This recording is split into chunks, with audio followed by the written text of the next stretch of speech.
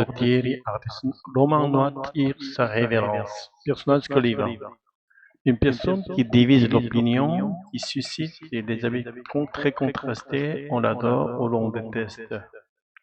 Thierry Ardisson est un personnage clivant. Certains admirent son audace, d'autres critiquent son arrogance. À grands coups avec force, en insistant beaucoup, souvent de manière répétitive ou marquée. Il a marqué la télévision à grands coups de slogans et de provocations.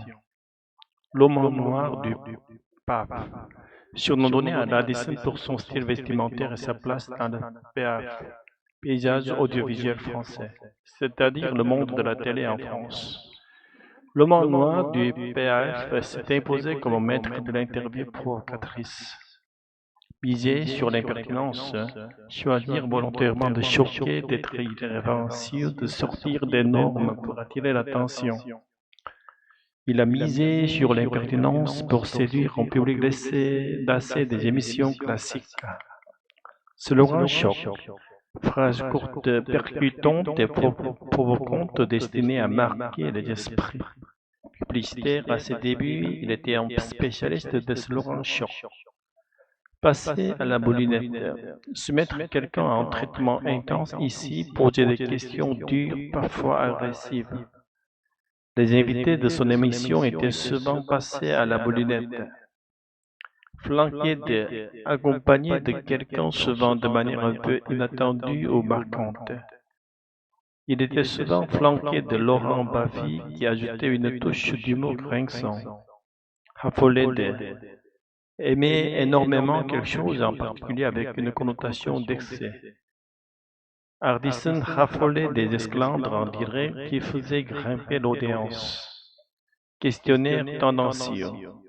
Questions orientées, provocantes ou qui cachent une intention de piéger ou de choquer.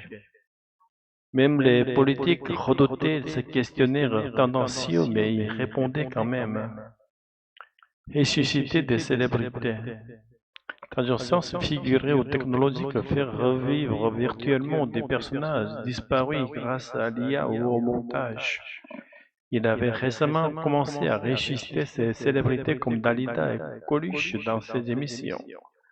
Thierry Ardisson est décédé à l'âge de 76 ans lundi 14 juillet. Personnage clivant, il aura marqué la télévision française à grands coups de slogans, de concepts et d'interviews audacieuses. Arrogant, noctambule, provocateur, Thierry Ardisson, roman noir du PAF, a misé sur l'impertinence pour conquérir son public. Au début des années 1980, il est encore que publicitaire. Un homme de slogans choc, ce sont surtout les codes de l'interview qu'il va dynamiter. Dès ses premières émissions, ses invités sont passés à la moulinette.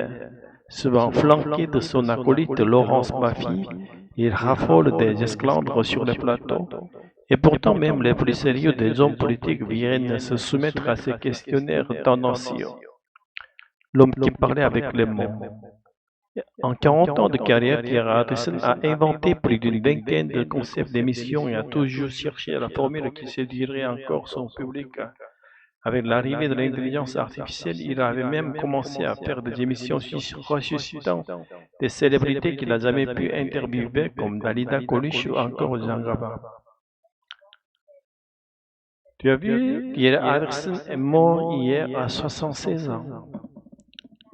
Oui, j'ai vu ça aux infos ce matin. Un personnage clivant, c'est le mot moins qu'on puisse dire. Clivant mais inoubliable, il a marqué la télé à grands coups de slogans chocs et de concepts complètement décalés. C'est clair. Moi, je le trouvais parfois arrogant, mais j'adore sa manière de miser sur l'impertinence. Il osait poser des questions que personne d'autre ne posait. Et ses invités, ils étaient souvent passés à la moulinette. Tu te souviens de ces émissions avec ma fille? Ils étaient intenables. Oui, il était souvent flanqué de Baffy et ça partait en vrille. Il raffolait des esclandres en direct et ça faisait le buzz avant même que le mot existe. Et malgré ces questionnaires tendancieux, même les hommes politiques venaient. C'est fou quand on y pense. Et tu sais qu'il avait lancé des émissions où il ressuscitait des célébrités avec de l'intelligence artificielle. J'ai vu un extrait avec Jean Gabin, c'était bluffant. Oui, je trouvais ça un peu étrange, mais typique de lui, toujours à chercher la formule qui le séduit, même après 40 ans de carrière. C'était l'homme en noir du péage, jusqu'au bout, il va laisser un sacré vide. Qu'on l'aimait ou pas, on ne pouvait pas l'ignorer.